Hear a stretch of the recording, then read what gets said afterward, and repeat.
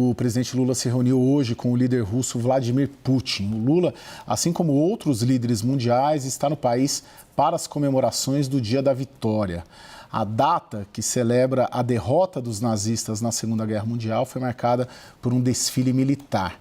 O enviado especial da CNN a Moscou, Américo Martins, tem as informações. O presidente Lula teve uma reunião bilateral muito importante com o líder russo Vladimir Putin nesta sexta-feira, aqui no Kremlin, o coração político de Moscou. Os dois líderes conversaram sobre vários aspectos: multilateralismo, a questão da balança comercial e as exportações do Brasil para a Rússia e também conflitos ao redor do mundo, inclusive a guerra na Ucrânia. Logo na abertura dessa importante reunião, o presidente Lula fez críticas duras às políticas que ele classificou de unilaterais do presidente dos Estados Unidos, Donald Trump. Ele disse que o presidente americano age de forma unilateral ao aplicar tarifas contra a importação de produtos de todos os países do mundo. Segundo ele, esse tipo de ação coloca em risco o multilateralismo, o comércio entre os países e também, em alguns casos, a própria soberania desses países. Foram críticas muito duras e muito diretas que podem ganhar uma repercussão ainda maior por terem sido feitas justamente aqui no Kremlin, na cara a cara com o líder russo Vladimir Putin. Isso porque a Rússia tem vários problemas com muitos países ocidentais, em especial por conta da guerra na Ucrânia. E antes dessa reunião, o presidente acompanhou, junto com vários outros líderes mundiais, em sua maioria ditadores e líderes autocráticos, uma parada militar também aqui na frente do Kremlin, na Praça Vermelha, para marcar os 80 anos da vitória da antiga União Soviética e dos aliados contra a Alemanha nazista. Essa parada mobilizou milhares de soldados russos e alguns de outros países, com muitos blindados e também jatos da Força Aérea Russa, que coloriram o céu de Moscou nas cores da bandeira nacional, vermelha, azul e branca. Essa manifestação, essa grande parada, foi feita de forma milimétrica e muito bem planejada para tentar demonstrar ao mundo que o presidente russo não está tão isolado quanto parece, justamente por ter o apoio desses líderes que vieram aqui à Praça Vermelha e também para tentar mobilizar ainda mais o patriotismo dos russos, em especial no momento difícil da guerra na Ucrânia. Américo Martins, do centro de Moscou, para a CNN Brasil. Um detalhe chamou a atenção durante as celebrações em Moscou. Os líderes presentes, incluindo o presidente Lula, usaram um adereço de apoio ao exército de Vladimir Putin. Ao ser recebido no Kremlin, o Lula exibia na lapela do terno a fita de São Jorge, uma das mais altas condecorações militares do Império Russo e difundida na Segunda Guerra Mundial em apoio ao Exército Vermelho. E nos últimos anos, a propaganda do governo russo passou a se utilizar da fita para indicar suporte incondicional ao país na guerra da Ucrânia. Já sem o adereço, o Lula se encontrou com Putin numa reunião bilateral dessa sexta-feira, ocasião em que o líder russo é quem usava a fita de São Jorge, que devido ao caráter político foi banida em vários países, entre eles a Ucrânia. Segrilo, eu queria começar com você, que é talvez aí o maior especialista em Rússia do Brasil, né, que mais se dedica a estudar profissionalmente o país. O que significa tudo isso que a gente viu, né? A relevância do Dia da Vitória, a participação do presidente brasileiro lá, na sua percepção do contexto russo até, qual que é o significado do nosso presidente estar lá ao lado do Putin e de outros ditadores nesse dia? Bom, aqui eu acho que há várias dimensões, né? A questão da efeméride, né? 80 anos de um evento histórico extremamente importante, né? Em tempos normais, seria normal haver vários líderes lá presentes, né?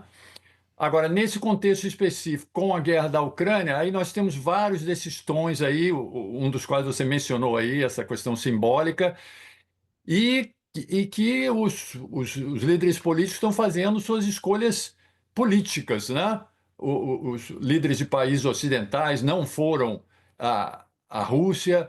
O Lula, indo à Rússia, está querendo demonstrar, na minha visão, um espírito de independência, né? De que ele não pertence a um campo específico, nem do Ocidente, né? Nem da Rússia especificamente, nem do campo da Rússia especificamente.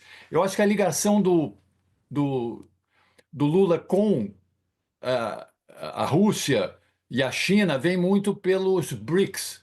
Eu acho que o Lula tem um apreço muito grande pelos BRICS como um instrumento que pode ter um efeito multiplicador, né, na influência do Brasil no mundo. O Brasil sozinho tem uma limitação regional como influência no mundo, né? Agora, Brasil mais Rússia, especialmente mais China, mais Índia, aí um grupo assim tem um peso maior. Por isso que eu acho que o Lula também faz muito essa aproximação com a Rússia nesse sentido. E tem que lembrar um pouquinho também que nós vamos ter a presidência dos BRICS esse ano, né? Em julho, a reunião dos BRICS vai ser aqui.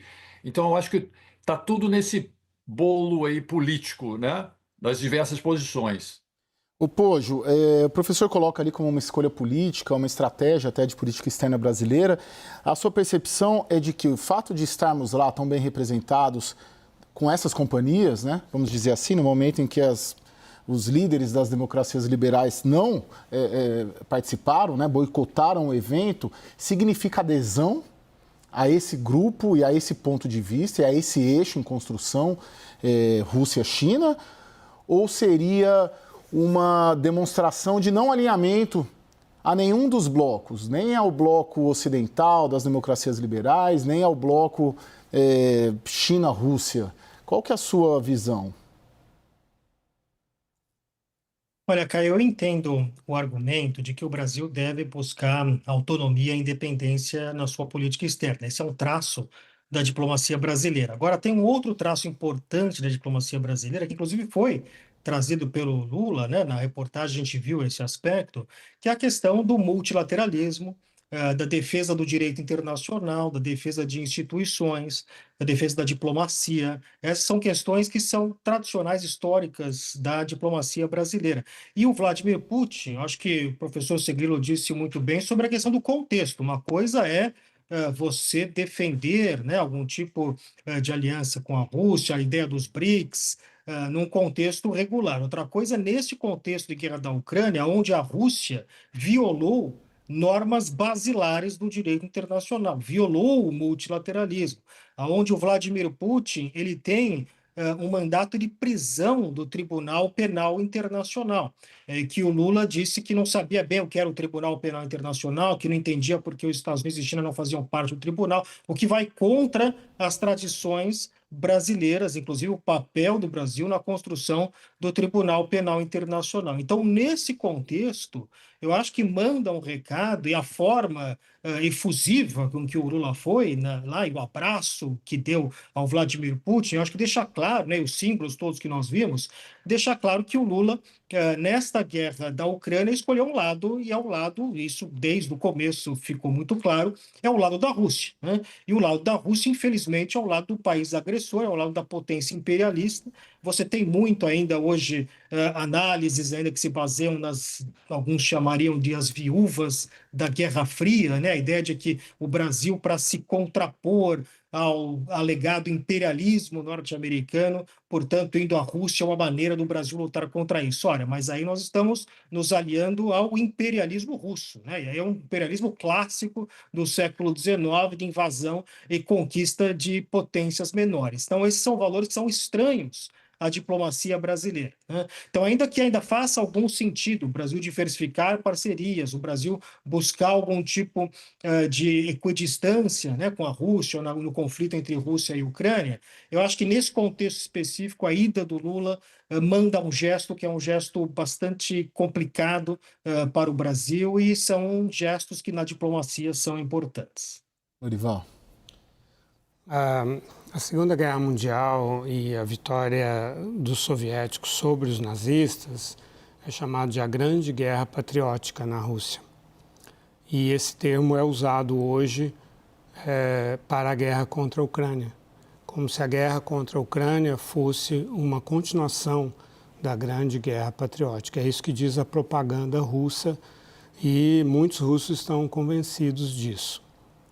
Ao ir nessa comemoração, o Lula dá um incentivo aos russos, né, e uma chancela do povo brasileiro, a noção de que essa atual campanha contra a Ucrânia é uma continuação da Grande Guerra Patriótica. E o que a propaganda russa diz é que essa guerra atual existe porque a Ucrânia é um regime nazista. E, aliás, atualmente a retórica do Putin diz que a Europa é nazista, se tornou nazista, e que a Rússia está lutando contra uma Europa nazista. Sendo que o Kremlin apoia financeiramente, politicamente e por meio dos seus hackers os dois principais grupos neonazistas da Europa, que são o grupo da Marine Le Pen, cujo partido, que atualmente se chama Reagrupamento Nacional, tem origem no regime de Vichy, que apoiou o nazismo, e a Alternativa para a Alemanha, que tem também a sua origem no nazismo. O Putin, o Kremlin, apoia esses dois grupos, que tiveram, respectivamente, 20%, no caso da França, e de 33% a 37% no caso... de 33% a 37% no caso da França, que foram 2 turnos de eleição, e 20% no caso da Alemanha de votos. E os neonazistas da Ucrânia? Na eleição de 2019, 3 grupos neonazistas, considerados neonazistas, se juntaram, formaram uma aliança, tiveram 2,15% dos votos e não elegeram nenhum deputado no parlamento ucraniano, que requer um mínimo de 5%. É isso. Professor, tanto o Poj quanto o Lorival colocam ali outros pontos de vista, ali ampliando aqui o nosso recorte, o nosso olhar sobre esse evento de hoje. Eu queria pegar do senhor e com a sua experiência também, o olhar do Putin para cá. Nós estamos falando do olhar daqui para lá, né? Por que o Lula foi? O que o Putin quer do Brasil? E o que ele quer, ele está conseguindo? O Putin, nesse momento em que ele está isolado internacionalmente, se bem que isolado também em termos, né? Porque ele conseguiu habilmente ali manobrar com a China, com diversos países, com aqueles países ali, e meio que formar uma frente sul, entre aspas, né? Que mais ou menos o fez sobreviver. E agora está fazendo as alianças com a Europa. Então, com o fenômeno Trump, né, complicou tudo agora. Essa questão dos campos, né, do campo da democracia, né, contra a autocracia, que eu acho que tem muito mérito nessa visão. Mas o Trump embaralhou esse campo, né? Normalmente a gente falava o Brasil com os Estados Unidos, né, contra a autocracia. Só que agora os Estados Unidos estão com um regime meio que autocrático também, né? O Trump tem tomado medidas, assim, coisas que horrorizam os americanos, e coisas inacreditáveis acontecem aqui, né? Aquela pessoa que saiu para pegar os filhos e acabou numa prisão em El Salvador, sem o due process, né? Sem o processo legal. São coisas meio que inacreditáveis. Então isso complica também um pouco essa questão, né, do Lula escolher um lado, né? O lado dos Estados Unidos no momento não é assim tão... Então, agora em relação ao Putin, para ele quer trazer... Não que o Brasil seja um país central no relacionamento com a Rússia, porque a Rússia está muito longe, o nosso comércio ainda não é muito forte, apesar de que chegou aos tais 10 bilhões de dólares, que sempre foram a meta, né? E nunca conseguimos chegar. Ironicamente, chegamos agora depois da guerra, né?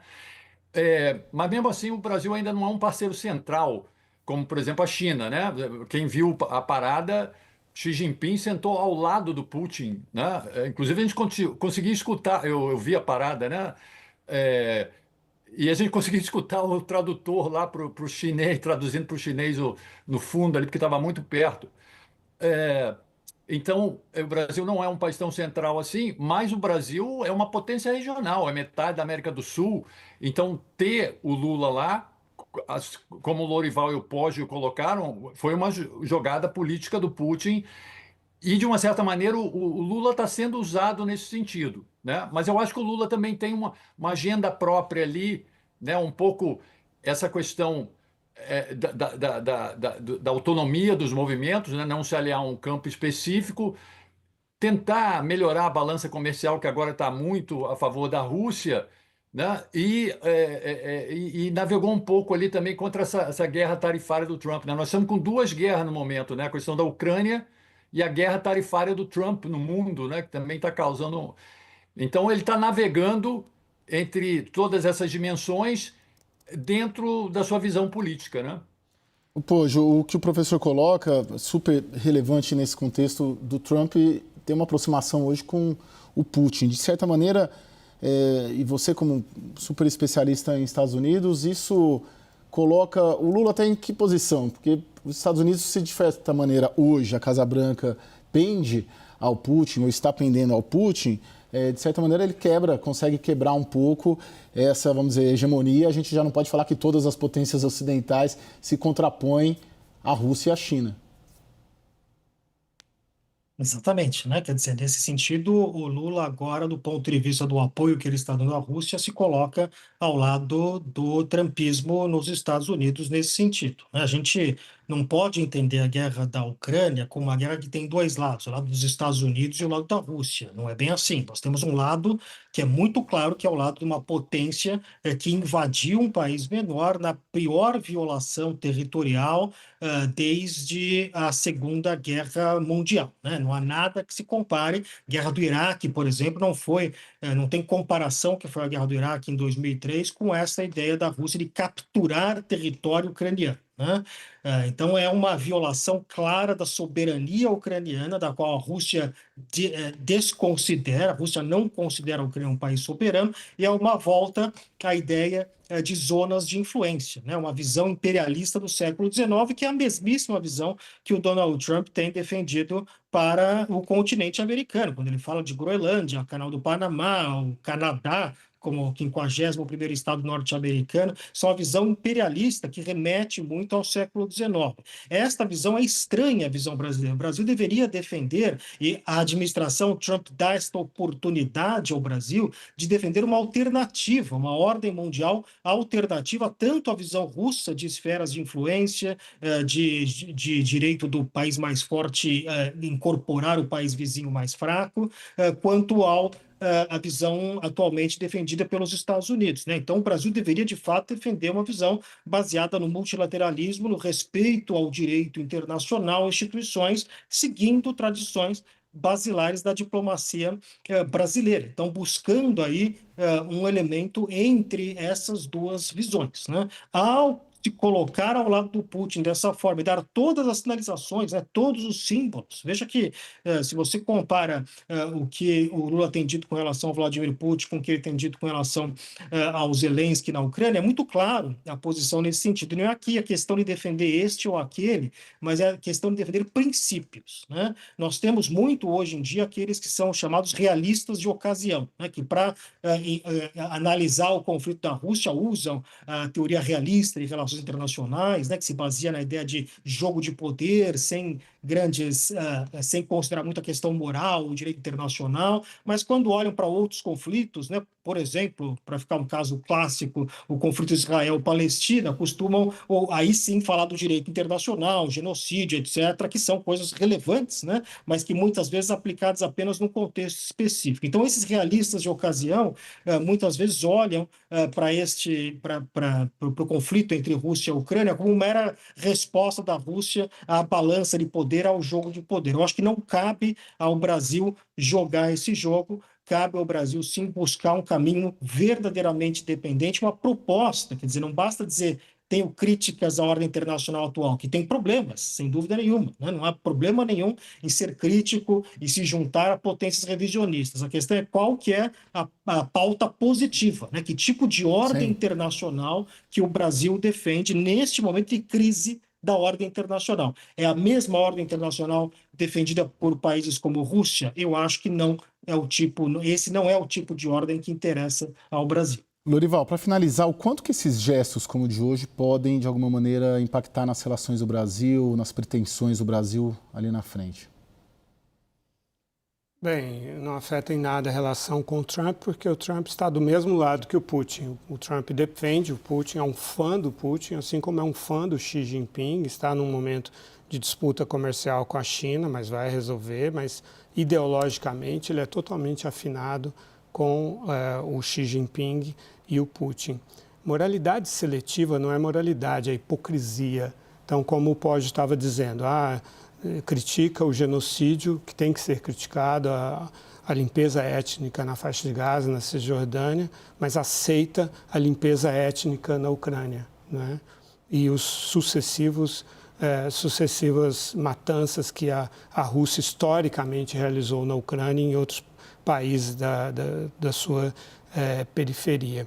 Então, o que traz é uma visão de um Brasil, né, que não se importa, né, não se importa com os próprios valores, com a soberania, e que, portanto, não é confiável. É assim que a Europa vê o Brasil hoje, né, como um país que que está ajudando, dentro da sua proporção, da sua economia, a financiar a matança dos ucranianos. Veja que em 2022 o Brasil importou 7,85 bilhões de dólares da Rússia, em 2023 elevou para 8,48 bilhões e no ano passado para 10,96 bilhões.